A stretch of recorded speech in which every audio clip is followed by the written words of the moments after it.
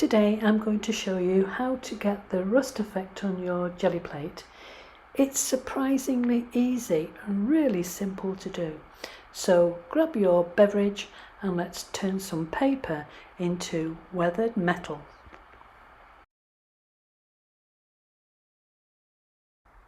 First, shall we talk about the colours? To get a realistic rust, we need three distinct moods on the plate. We have the burnt umber. This is our depth, our old iron base. Then there's yellow ochre, which provides that bright oxidized glow.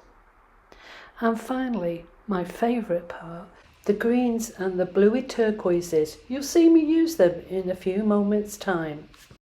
I'm using a little bit of sponge. You can use the kind of sponge you have at bath time, and as you can see I start by dabbing around the edges with the burnt umber and the iridescent bronze.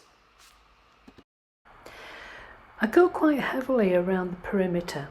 Think of an old metal sign. The rust always starts where the metal is most exposed, right at the corners.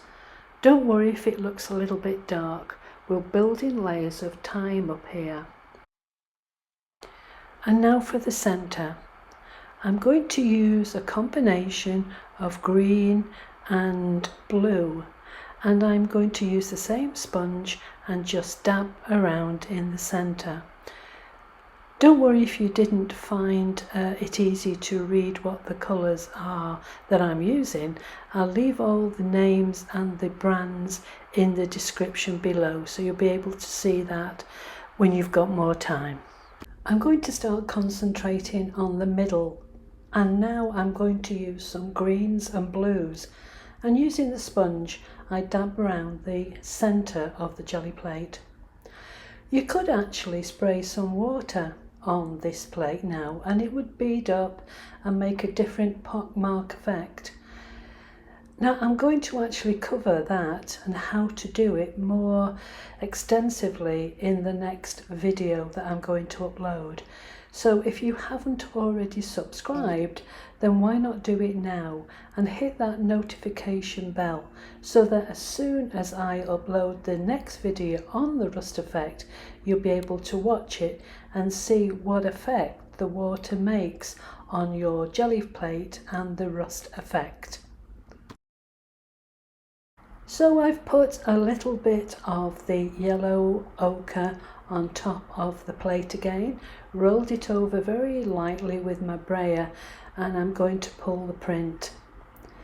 This is going to be very dark and grungy, and it's exactly what I wanted, a very, very rusty feel to it, and I know that I'm going to be able to use it in my collage work. Now let's push it on a little further. What if you wanted something that looked like it's been at the bottom of the ocean? For this second version, I'm going to be more aggressive with my sponge.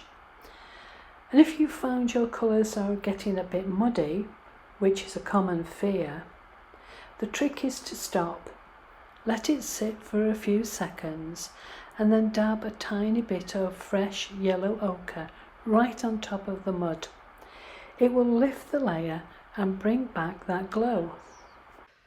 So artist to artist, don't worry about putting too much dark colours or dark rusty colours on your jelly plate to achieve that grungy look.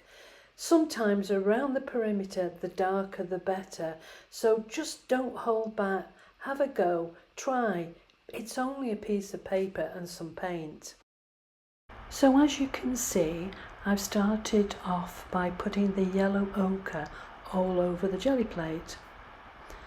And then I've gone round the perimeter once more with the burnt umber. I'm using the sponge to dab round to blend in the yellow ochre and the burnt umber, and I'm concentrating again in the centre of the plate. If the paint lifts off, that's fine, because it'll allow that turquoisey blue paint to peek through and make such a wonderful effect.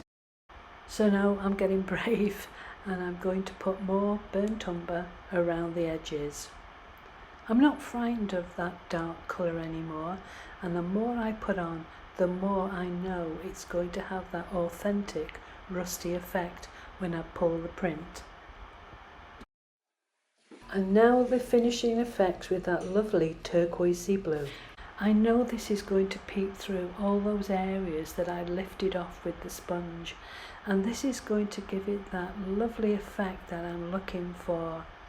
I'm really happy with how this is going to look, and I'm using the brayer just to smooth that turquoise out before I put my paper onto the jelly plate and pull that print. And I'm really happy with how it looks. In fact, I'm super happy. So there we have it. These could be perfect as focal points or even backgrounds for your own next collage or mixed media project. If you have some boring prints in your own folder of doom, try dabbing some of this rust over the top. It's the ultimate rescue mission. I'd love to know in the comments, are you a subtle rust or a heavy grunge person? Or maybe, like me, you're a bit of both, depending on how you feel on the day. So thank you for spending these few minutes in the studio with me. I really do appreciate you being there. So remember to grab your cuppa and meet me again next week for more creative jelly plate play. So until then, it's bye for now.